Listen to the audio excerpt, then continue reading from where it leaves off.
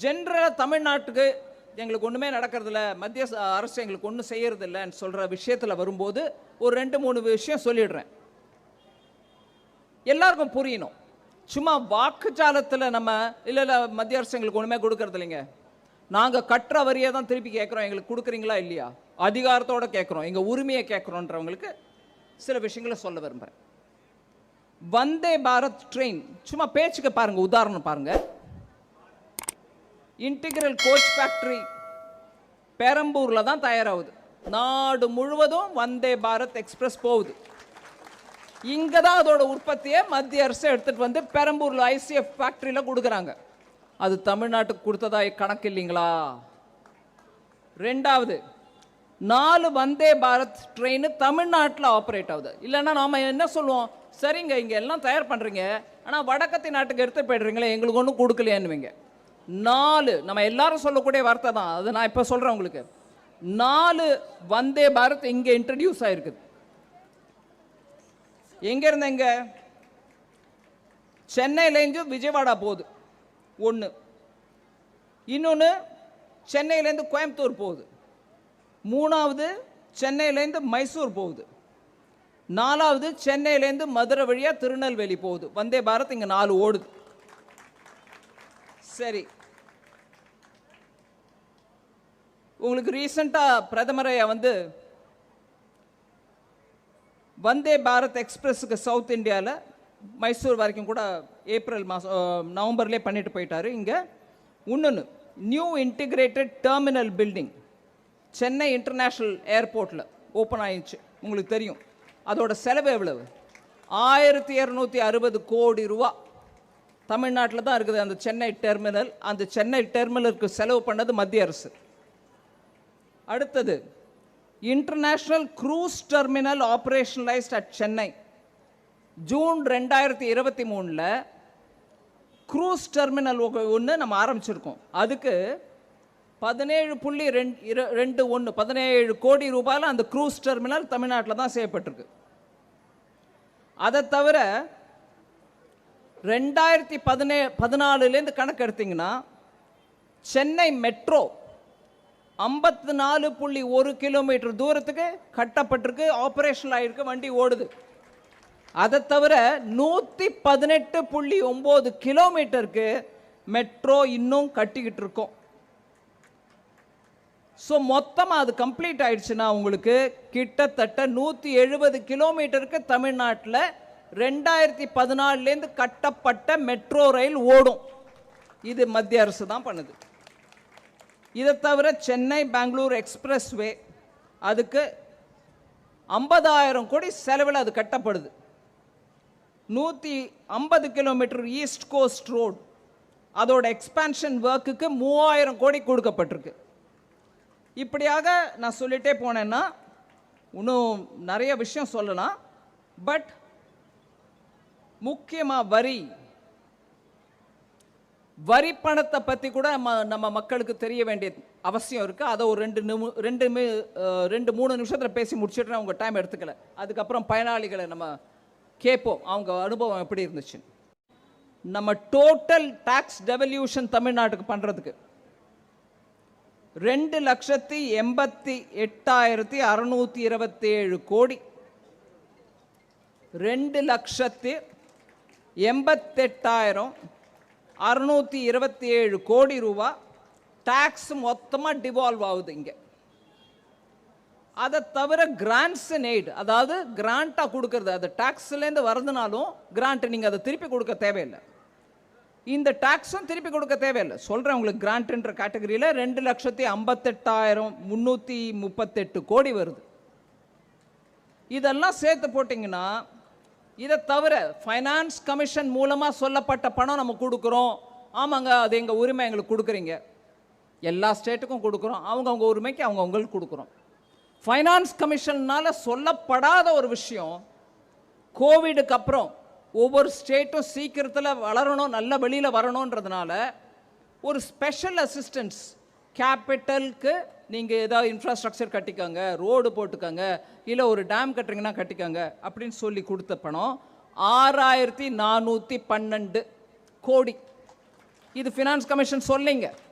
இருந்தாலும் மோடி சொன்னார், நீங்கள் தயவு பண்ணி ஒவ்வொரு ஸ்டேட்டுக்கும் அவங்க கேபிட்டல் எக்ஸ்பெண்டிச்சருக்கு, அதாவது நல்ல ஒரு சொத்து கட்டுறதுக்கு, டேம் கட்டுறதுக்கோ ரோடு கட்டுறதுக்கோ பணம் கொடுங்கன்னு சொன்னப்போ வட்டி இல்லாத 50 வருஷத்துக்கு கொடுக்கப்பட்ட அமௌண்ட்டு, நீங்கள் திருப்பி 50வது வருஷம் அந்த அமௌண்ட் கொடுக்கும்போது அதோட வேல்யூ எவ்வளோ இருக்குன்னு யோசிச்சுக்கோங்க. 6412 கோடி ரூபா கொடுக்கப்பட்டிருக்கு.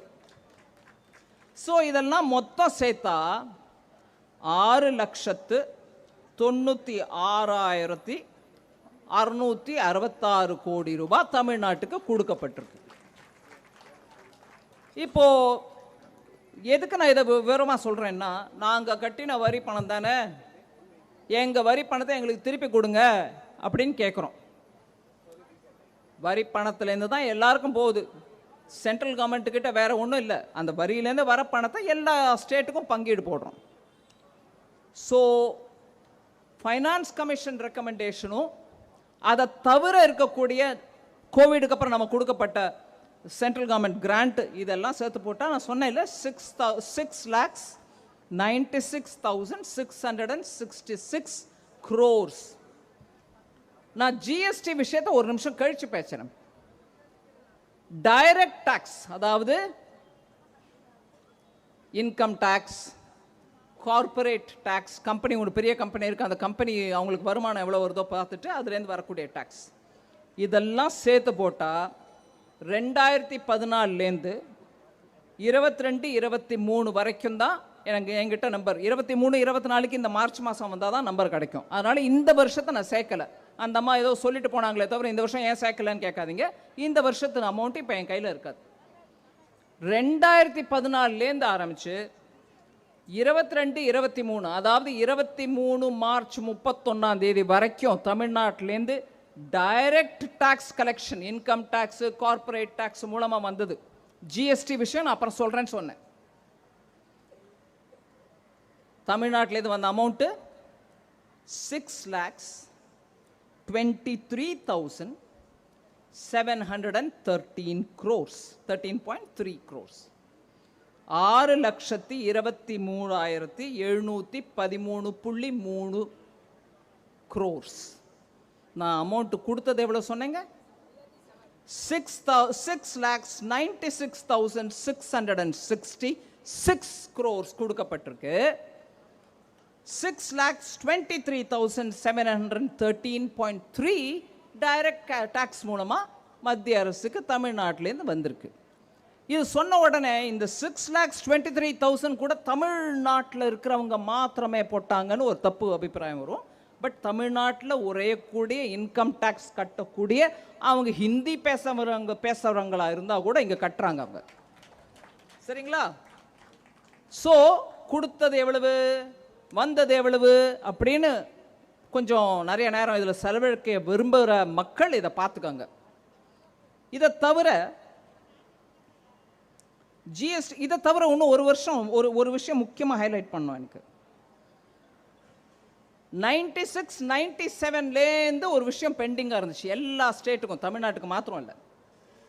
அதை மோடி ஐயா சொன்னார், ஏன் அவ்வளோ நாளாக வெயிட் பண்ணுதோ அதை ஏன் கிளியர் பண்ணல. 96-97லேருந்து அதுக்கப்புறம் யூபிஏ ஆட்சி இருந்துச்சு, UPA 1 வந்துச்சு, UPA 2 வந்துச்சு. அதில் சில கட்சிகள் தோழமை கட்சி இருந்தாங்க, சில பேர் தோழமை இல்லாதவங்க இருந்தாங்க.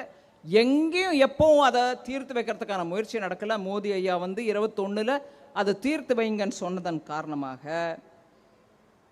கிட்டத்தட்ட 81,645 கோடி ரூபாய் செட்டில்மெண்ட் ஆச்சு எல்லா ஸ்டேட்டையும் சேர்த்து போட்டு. அதில் தமிழ்நாட்டுக்கு வந்த பங்கு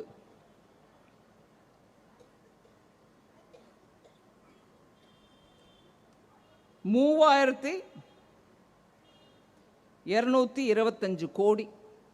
நாங்களும் அது மேலே சும்மா உட்காந்துருக்கலாம், ஏன் கொடுக்காம நிம்மதியாக இருந்தால் யாரும் கேட்கறதுக்கு இல்லை. 96லேருந்து இருக்குதுங்க பெண்டிங், நீங்கள் பார்த்துக்கங்க எப்போ வேணான்னு சொல்லியிருக்கலாம், பண்ணலை. அதில் தமிழ்நாட்டுக்கு வரதையும் கிளியர் பண்ணி 3,225 கோடி கொடுத்தாச்சு. ஃபைனலாக ஜிஎஸ்டி விஷயத்துக்கு வருவோம். சாரி, இன்னும் ஒரே ஒரு விஷயம் இருக்குது. சென்ட்ரல் கவர்மெண்ட் எப்போ பாரு சர்சார்ஜ் கலெக்ட் பண்ணுறாங்க, எங்களுக்கு வரதில்லை, அதை நீங்கள் வச்சுக்கிறீங்க. அதை பலமுறை நான் எடுத்து சொல்லியிருக்கேன். அந்த செஸ்ஸு கூட நம்ம அக்ரிகல்ச்சர் மார்க்கெட்டிங் யார்ட் கட்டுறதுக்கு இல்லை ஸ்கூல் கட்டுறதுக்கு இப்படி வந்துட்டு தான் இருக்குது. இப்போ நான் சொல்கிறேன் உங்களுக்கு, மொத்தமாக தமிழ்நாட்டுக்கு அந்த செஸ் மூலமாக 2014-15 இன்னைக்கு வரைக்கும் 57,557 கோடி 57,557 crores of rupees வந்திருக்கு செஸ் கலெக்ஷன் மூலமாக. அதில் ஸ்கூல் கட்டுறதுக்கு இல்லை அதை விட முந்து NHAI ரோடு கட்டுறதுக்கு ஹைவேஸ் கட்டுறதுக்கு 37,965 கோடி ரூபா NHAI ரோட் செஸ் கலெக்ட் பண்ணுறீங்களா? ரோடு செஸ் மூலமாக கலெக்ட் பண்ண அமௌண்ட்டும் ரோடு கட்டுறதுக்கு தமிழ்நாட்டுக்கே திரும்பி வந்த அமௌண்ட்டு 37,965 கோடி ரூபா 2014 கணக்கு சொல்கிறேன் நான். ரெண்டாவது ஹையஸ்ட் அமௌண்ட் சமக்ர சிக்ஷா ஸ்கூல்ஸ்க்கு 11,116 கோடி ரூபா அதுக்கு வந்திருக்கு செஸ்லேருந்து, எஜுகேஷன் செஸ்லேருந்து. மூணாவது ஹையஸ்ட் பிரதான் மந்திரி ஆவாஸ் யோஜனா ரூரல், கிராமப்புறங்களில் ஏழைகளுக்கு வீடு கட்டி கொடுக்கும் திட்டத்தின் மூலமாக 4,839 கோடி ரூபா வந்திருக்கு. ஃபைனலாக கிராம் சடக் யோஜனா, கிராமப்புறங்களில் ரோடு கட்டுறதுக்கான திட்டத்தின் மூலமாக 3,637 கோடி ரூபா வந்திருக்கு.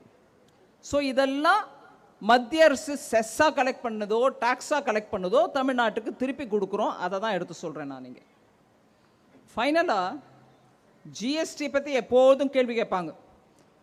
நம்ம ஊரில் கலெக்ட் பண்ணுற ஜிஎஸ்டி எங்களுக்கு வரது இல்லைங்க, முழுமையாக உங்களுக்கு தான் வருதுங்க. ஸ்டேட் SGST அப்படிங்கிறோம், SGST அது 100க்கு 100 உங்கள் கைக்கு தான் போகுது. உதாரணத்துக்கு சொல்கிறேன், 2022-23 மார்ச் 31, 2023 வரைக்குமான அந்த 12 மாதத்துக்குரிய கணக்கு பாருங்கள். SGST 36,353.12 கோடி. Am I right? 36,353. Central IGST அதில் கிட்டத்தட்ட 50% சென்டருக்கு 50% ஸ்டேட்டுக்கு. அதில் 32,611.92. சென்ட்ரல் GST, ஸ்டேட் GST எவ்வளோ சொன்னாங்க? 36,353. சென்ட்ரல் GST எவ்வளோங்க? 27,360.95. அந்த சென்ட்ரல் ஜிஎஸ்டியும் சென்டருக்கு வந்த பிறகு அதுவும் அதுலேருந்து 41% உங்களுக்கு போகுது. ஸோ எல்லா ஸ்டேட்டுக்கும் அவங்க கலெக்ட் பண்ணுற SGST அவங்களோட 100%, IGST 2 ஸ்டேட்டுக்கு நடுவில் இருக்கிற அமௌண்ட்டு அதில் கிட்டத்தட்ட 50-50 ஷேர். சென்டருக்கோசம் கலெக்ட் பண்ணப்படுற சென்ட்ரல் GST அதுலேயுமே உங்களுக்கு 41%, 42% வந்துடுது. ஸோ இந்த பணத்தை வச்சுக்கிட்டு சென்ட்ரல் கவர்மெண்ட் ஒன்றும் பண்ணுறதில்ல, உங்களுக்கு தான் டைரெக்டாக போகுது. எங்களுக்கு வர பணம் கூட உங்களுக்கு எப்படி வருதுன்றதை உங்களுக்குன்னா நம்ம எல்லாருக்கும் ஒவ்வொரு ஸ்டேட்டுக்கும் எப்படி வருதுன்றதை எடுத்து விளக்கமாக சொல்கிறேன். மெதுவாக நீங்கள் உங்கள் பென்சிலை வச்சுக்கோங்க, பேப்பரை வச்சுக்கோங்க, வீட்டில் போங்க, கால்குலேட் பண்ணுங்கள். சென்ட்ரல் கவர்மெண்ட் எவ்வளோ நம்ம டேக்ஸ் தமிழ்நாட்டிலேருந்து போகிற டேக்ஸை எவ்வளோ எடுத்துக்கிறாங்க, நம்மளுக்கு ஒன்றுமே திருப்பி கொடுக்காம உட்காந்துருக்காங்க அப்படிங்கிற விஷயத்தில் இன்னும் கேள்வி கேட்க விரும்பினா தாராளமாக கேளுங்க. பட் ஒரே ஒரு விஷயந்தான், இதெல்லாம் நிர்ணயப்படுறது டைரக்ட் டேக்ஸில் எவ்வளோ பேர் எவ்வளோ எந்த ஸ்டேட்டுக்கு எவ்வளோ போனோன்றதெல்லாம் is given by the finance commission. ஏதோ தமிழ்நாட்டின் மேலே விரோத மனப்பான்மையுடன் உங்களுக்கு வர வேண்டிய பணம் இல்லை கேரளாவுக்கு போக வேண்டிய பணம் நாங்கள் கொடுக்காம வச்சுக்கலைங்க. மாசாந்திரம் அந்தந்த டேட்டில் போக வேண்டிய பணம் அந்தந்த ஸ்டேட்டுக்கு போகுது. அதை தவிர சில நாட்களில் சில மாதங்களில் அடுத்த மாதம் கொடுக்க வேண்டியதை முன்னாடியே கொடுத்துட்றோம். இந்த மாதம் ஐயோ கிறிஸ்மஸ்க்கு செலவே இருக்குமே, தீபாவளிக்கு செலவு இருக்குமே, இப்போ பொங்கலுக்கு செலவு இருக்குமே முன்னாடியே கொடுத்துட்றோம். டிசம்பர்லேயும் அப்படிப்பட்ட ஒரு அட்வான்ஸ் பேமெண்ட் கொடுக்கப்பட்டது. இதுக்கு முன்னாடி 3 முறை நானே கொடுத்துருக்கேன், எனக்கு தெரிஞ்சு நல்லா ஞாபகம் இருக்குது.